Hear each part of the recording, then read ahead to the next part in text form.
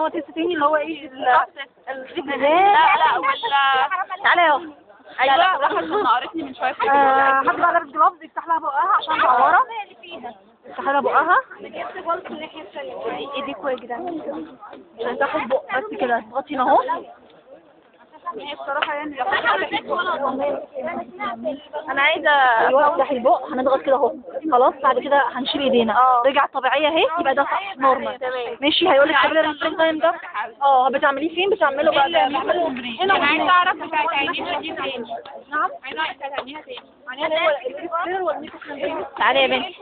الإبس كريرة الشعيرات أغنية إبس كريرة هتعملي كده بكل بساطة. مجرد ما تمسكي اهو أنا كده إبس كريرة كل إبس كريرة. لكن الميوكاس ممبرين بضغط باتنين إيدينا كده ماسكاهم كده وبعد كده بعمل كده. حلو. بعد كده عندنا فن عشان ورقة اسماء.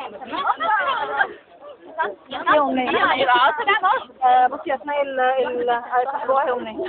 افتح بقها. بصي يا اسماء الكاميرا على الميوكاس ممبرين لو رجع في الطبيعي رجع هو نورمال كده خلاص نورمال. ماشي تعالي بقى نعمل خلاص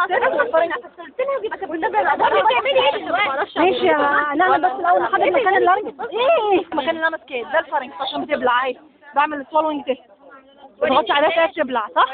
بلعت اهي. لا انا مش عارفه فين تفصيل ايدك اهو شايفه دي؟ لا انا مش شايفه.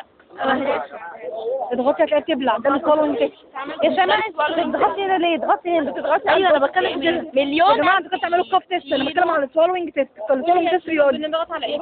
ايوه في نوع اثنين تيست السوالوينج تيست والكوف تيست. السوالوينج تيست يعني تبلع. الكوف تيست بتعمل كوف. ايوه هنا فعلا قدام عشان ده قدام يبقى ده كده ماشي. السوالوينج تيست اللي احنا هنعمل لا كوف تيست يبقى كوف تيست اهي المكان اللي هتبلع يا جماعه. هتبلع اضغطي عليها تبلع. اضغطي على الفرنك هتبلع.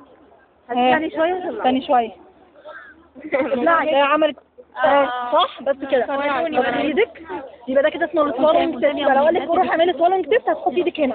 قال لك روح اعملي كوف تيست يبقى تحطي ايدك ورا. استنى ابلعي.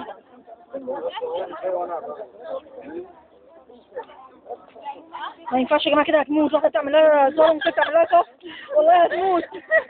هو بمنتهى البساطه هو اصلا هو اساسا مجرد ما البقره مجرد ما تقفلي الهواء خالص يبقى هي كده انت هشغله بعدين نزلي. بس بتعملي بقى ايه من عند التراكيه بتاخدي نهايه التراكيه واول اثنين رينج من سوري نهايه اللارنكس واول اثنين رينج من التراكيه.